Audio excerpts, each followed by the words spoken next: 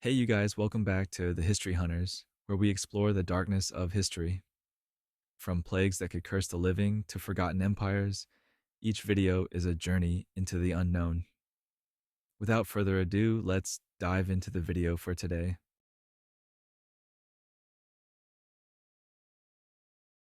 Today, we're exploring a story so strange, it seems ripped from the pages of a horror film.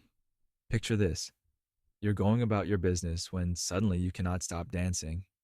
Not like, oh, this song is catchy dancing. I'm talking occasional, can't stop, won't stop, dancing for days, dancing. Sounds fun? Well, unless you were there when it took place in 1518,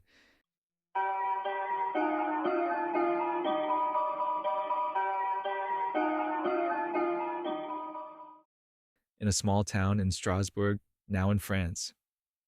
This is the tale of the dancing plague of 1518, a true story that's equal parts fascinating and horrifying. So let's get into it.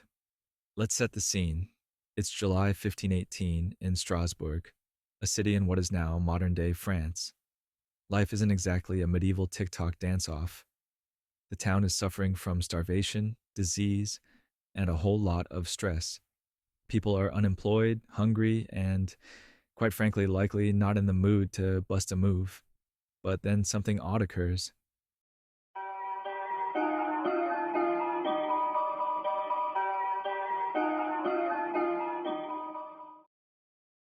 And one day, Frau Trophia comes out the door, out into the street, and starts dancing. Not a wee jig, no, she's going full out. And here's the kicker: she can't quit. She dances for hours, then days. Soon others join her. Within a week, dozens of people are dancing uncontrollably in the streets. By the month's end, it's a full blown epidemic. Hundreds of people dancing as if their lives depend on it. Spoiler alert, for some, it actually did. This wasn't your average flash mob now. These people were not dancing for kicks. They were screaming, crying, and pleading for help. Some passed out from exhaustion after dancing. Some danced until they died. Heart attacks, strokes, you name it. The town was in chaos.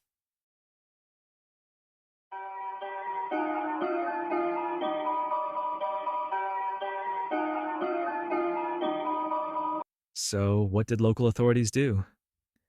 Did they call for doctors? Scientists? Nope. They beckoned for additional dancing.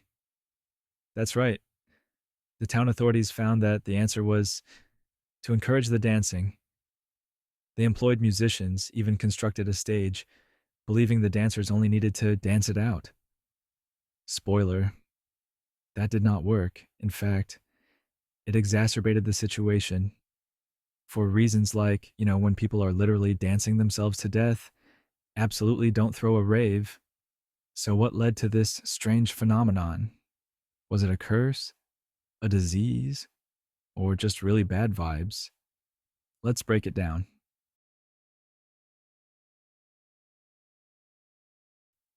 Some historians think that the dancing plague was a kind of mass hysteria fueled by stress and religious enthusiasm. In that moment, people thought dancing might be divine retribution, or even a curse from St. Vitus, the patron saint of dancers. So perhaps they were dancing in order to please the heavens, or just not great at reading their divine messages.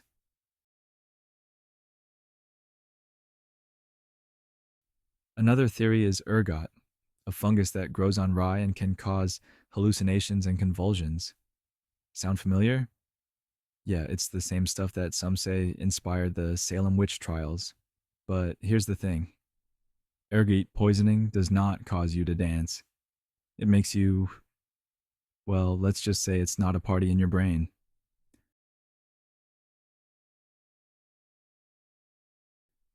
Last, some experts believe it was a case of extreme psychological stress that caused the dancing plague. Note: this was an era marked by famine, disease, and unrelenting misery. Dancing may have been a coping mechanism for them, or their minds simply short circuited from all the stress. Honestly, I would probably start dancing too if I had to live through that.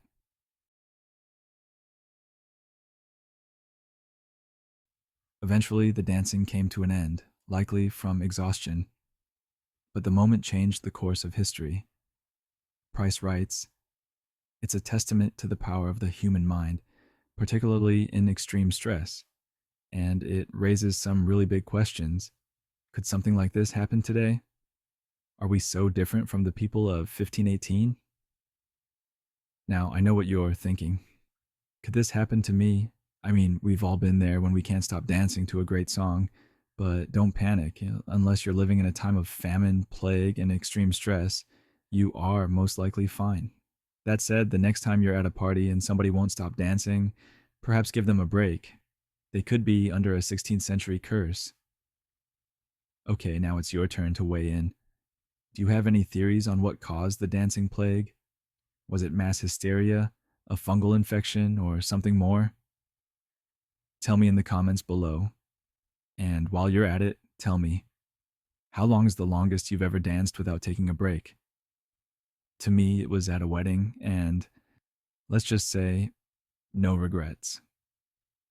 Here you have the story of the dancing plague of 1518, which is weird, terrifying, and strangely relatable. If you like this deep dive into history's weirdest moments, give us a thumbs up, subscribe, and ring that notification bell. And tell me what other weird historical events you want me to hit next. Until then, keep dancing, although you might want to take a break from time to time. Thank you for tuning in, and I will catch you in the next one.